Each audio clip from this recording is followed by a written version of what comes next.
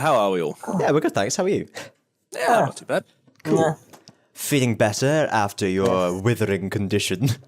Yes, I am actually. Good. Honestly, God, I don't know why I still have dominoes. It's horrible stuff. Well, one thing leads to another. What's been going on? Well, I did make one little note of things, because we have like our list of people who we want to write for Doctor Who again, because when people move on, they never come back, apparently. So we've got Russell the Davis, Stephen Moffat, Mark Gatiss, but I'd like to add Neil Gaiman to that list. Yes, I'd agree with that. Yeah, he's written some good ones. So we're putting this together for when we're the showrunners. He's a well-known writer in general as well. Yes. I know he's got like loads of books and shit. Yeah, books and shit. Books and shit. He did comics. Books and shits and books and shits and books and shits and books and shits. Last time, Ozzy, we spoke about the Wall of Ball and the vaguely? And I was on about making a wall of Doctor Who. Okay, yeah. I've started. Oh dear. So I've got an unearthly child, and I'm going to make it my Saturday tradition to have a little... What, you've got just an unearthly child on its own? Yeah, just part one. Check out mine and Rezu's reaction review things, Reviewtion things of it. Reviewtion. of the Daleks. Rifaction? Reaction of the Daleks. I like saying rifaction because it's like a reaction, but it's more of a riff track reaction because we take them. I've seen them and I take the piss, and then Ray hasn't seen them. Anyway, TS reactions, YouTube, do that bollocks. I do like the idea of reaction of the Daleks, where it's just two Daleks sat in a room with a little picture-in-picture of what the Doctor's up to, and the Daleks are sat there commenting on it. We might have to dig out some of my old Dalek toys and try and make them into like little puppets. What is he doing? Why is he running into there? Because he does not know what he is doing. That and the writers are terrible. Why haven't they just exterminated them all yet? For the people at home, we have the subtitles on. We actually have to start our Trek reactions at some point. Retractions? Nanny? Retractions? I retract that statement. Have we not mentioned that me and Christian are going to go through TOS? Toss. Oh, God. Because I've only watched the first series and a half, and Christian's seen Odd Ones. It definitely does stick out like a sore thumb in the whole... Yeah, but if we can handle classic Who, I'm sure we can handle classic Trek. I like classic Trek, as I've mentioned. I seem to mention this every week. I used to watch it when it was on BBC Two. I mean, yeah, it's good, but it's no DS9, let's be honest. Well, if we enjoy... Well, if we get enough out of TOS, then we might consider going on. That's... Yes. Should do Enterprise. We'll do it when we get there. We mentioned this in the last podcast. We don't know whether I mentioned, should we go in chronological order? Oh, God, then you need to start with Discovery. No, you need to start with First Contact. Then then Enterprise. Yeah. No, Discovery's before Enterprise, isn't it? Or is that... Oh. No, I thought it was. okay. Oh, I thought it was. Oh. No, I've just remembered. Discovery takes place 10 years before TOS. Yeah. Yeah, because Christopher Pike's meant to appear in a new one or something. Yeah, and just don't even get me started on the anachronisms between TOS and Discovery. Like, why are there holograms in Discovery? So sci-fi. That's why. Don't be giving me this Doyleist explanation. I want the Watsonian explanation, damn it. There's certain things I can bypass, like the fact that they've upped the budget, so all the ships look like J.J. Abrams ships. Yeah, that's that fine. I'm fine with. But when you've got actual like technology issues within the story, that's when I'm like, oh, for fuck's sake. Yeah, like why have they gone from in Enterprise they had beam weapons, like proper fucking beams. In TOS they have beams. Yeah, in Discovery they have little pew pew pew pew pew. Pulses. I mean, technically the original series era did have holograms. Because the animated series... Oh, God. The animated series had a holodeck type thing in it. Did they? Yep. I've watched like videos where someone was actually going into it. And would you consider the animated series canon? I mean, they introduced the Catians, Catians, so I personally would, because it was broadcast on TV. It's kind of like the Sarah Jane of the Doctor Who universe. It's a more kidified version because it's an animated series for kids. Just because something's on TV doesn't mean it's true. I mean, they let Nigel Farage on there. Yeah, I know, but it's made by the creators of Star Trek, broadcast on TV. I consider it within the same universe. And I know one or two YouTubers whose names I can't remember would as well, but I watched like random videos of Star Trek a couple of weeks ago. Yeah. Start wreck. That's what's going to happen when we start watching the reactions, and it all starts getting wrecked. Yeah. Is this going to be another thing that destroys our minds in new and uncomfortable ways, like Digimon did? Well, yeah, maybe, because Digimon was more Japanese. Yeah. That kind of had a mind destruction all of its very own. I think Star Trek will, but it'll be its own different type of destruction. Yeah, after a few weeks, when we're doing Digimon, whenever any of us wants to say something to the other, we'll put our hands to our ear and turn around and say, Captain. It was always alien frequencies open. Just pull out our like phones as like tricorders and shit. Well, I'm not going to splash out for an actual tricorder like some people who I'm speaking to. But they have real tricorders now. Well, props. But I mean, yes, I do have a prop tricorder. What of it? No, to be fair, I was taking the piss. If I had the money to just splash out for a prop tricorder, I would. So, yeah. I want a Deep Space Nine Voyager era communicator. Communicator and uniform. Yeah, like I think that was kind of my favorite era. The TNG. It's a lot of people's favorite era. Yeah. Just because I think it's because it's 3 series in one era rather than one late 23rd century. One. Yeah, late 24th century. Sorry. So they're all connected, whereas you're only kind of connected to other ones through newer or older series. Yeah, it's like how you had in the first episode of DS9, you had the Enterprise D there, and then the first episode of Voyager, they took off from DS9. It's just like it's little things like that. McCoy showed up.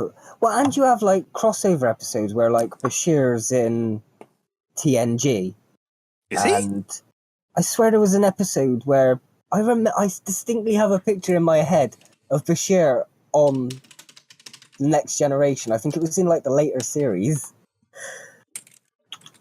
I have video evidence. Oh, really? Yes. Well, I just googled TNG Bashir. Birthright might be the episode. Birthright TNG. Man, he does not look right in a TNG uniform. Oh, and like obviously Worf's a major character in Deep Space Nine. Oh yeah, and Miles O'Brien. Yeah, there we go. See, it's all connect. I think I love the connecting universe. I think that's what I love about that era. Is that it's all connected in some way. Something happens in one, and they were all sort of running along the same time. So if something happened in one show, you'd hear about it in another show until that show ended. Yeah, apart from friggin' Voyager. Yeah. Like the thing that really just gets me is like just looking at this picture, fucking the differences in the uniform for the same time period really annoy me. Yeah. I think what I like about the Deep Space Nine one is that it's got that collar bit. It doesn't feel as restrictive. It kind of feels more like something you could wear every day. Yeah, I don't understand why they have 2 different designs of uniform. The Enterprise just didn't have the budget to catch up with Deep Space Nine, I suppose. But then they work. I suppose they work in different kind of sectors. You can kind of understand.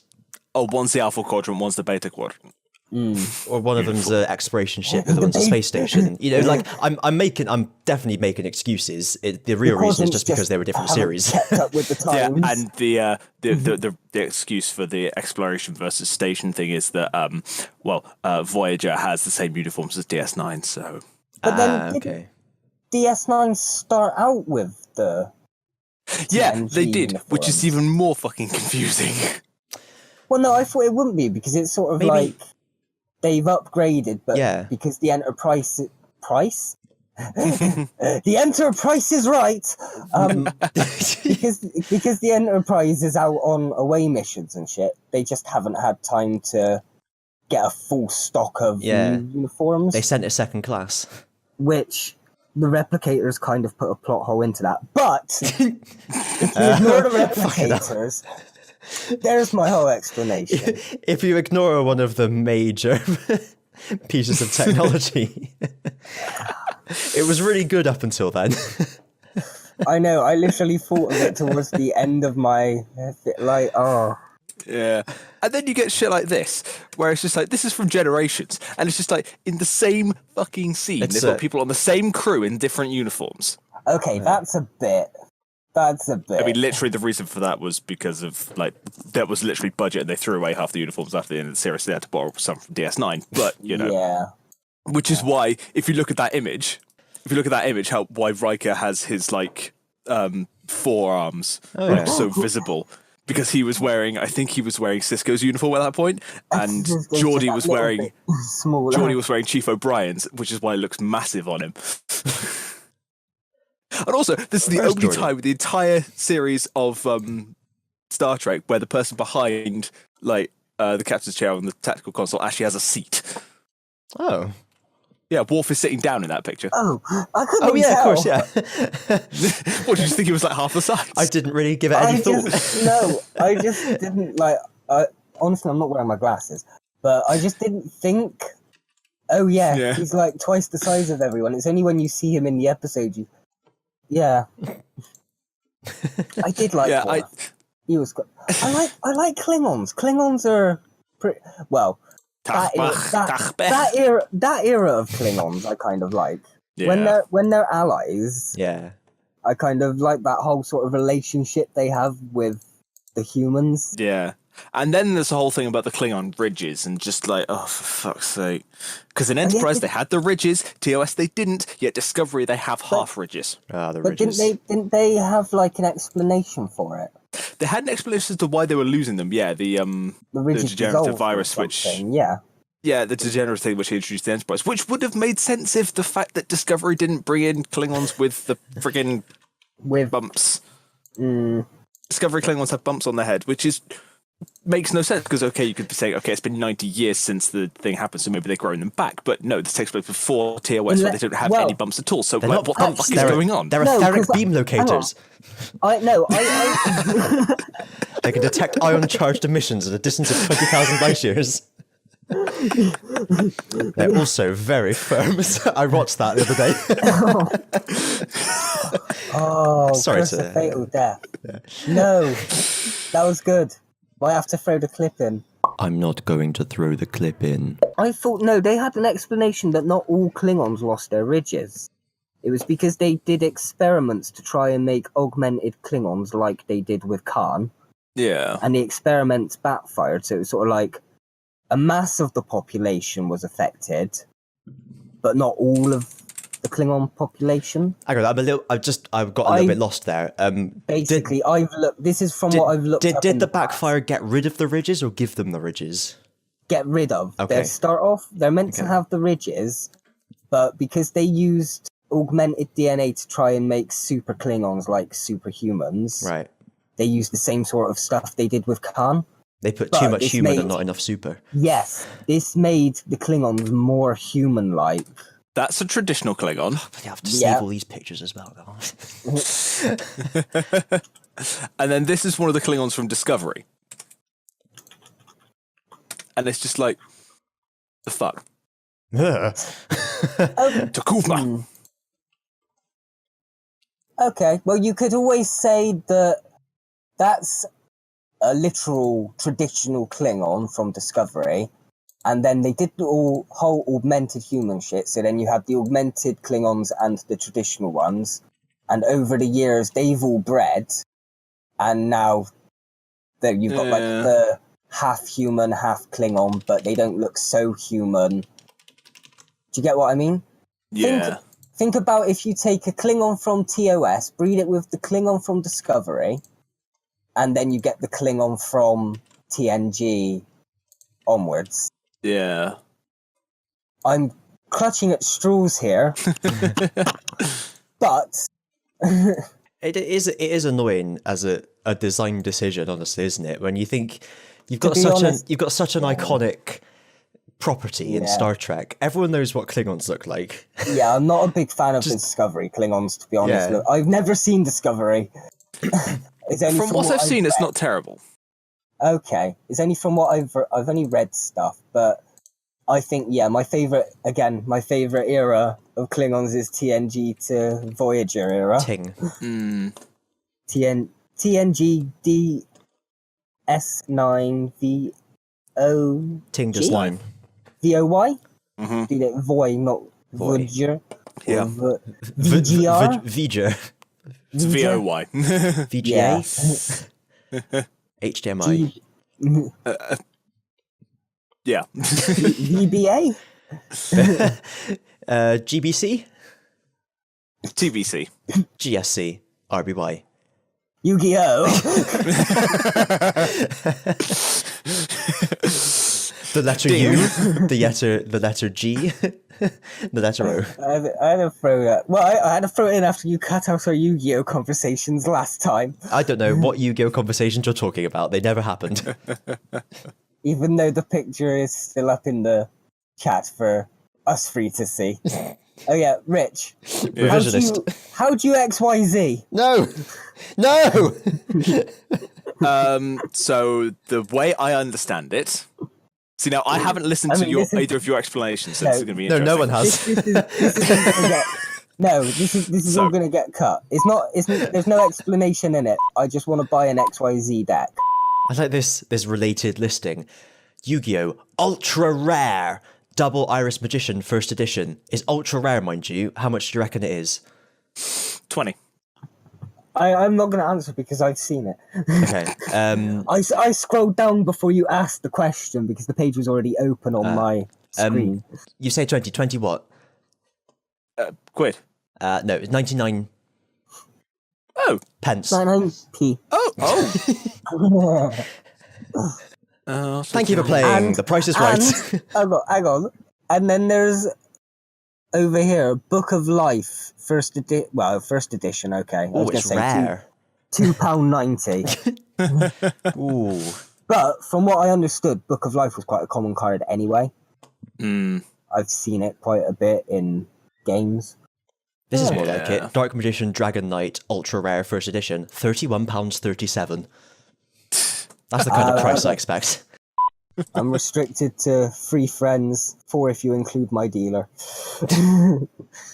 3 friends, that's all you're allowed to have. Yeah. And one of them I haven't seen much of because he's gone off and done the adult thing and become a dad. Oh, yeah. Or he will be soon, but he's got his own place. He's going to have a kid in like 2 months.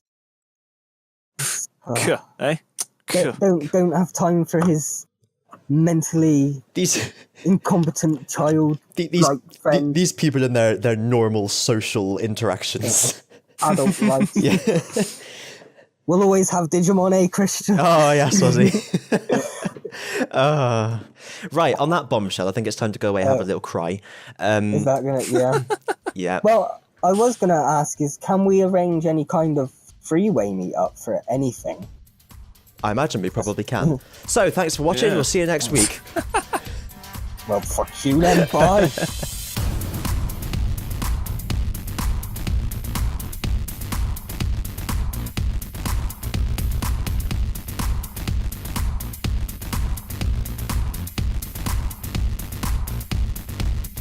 We'll have a full-blown gangbang on the 16th.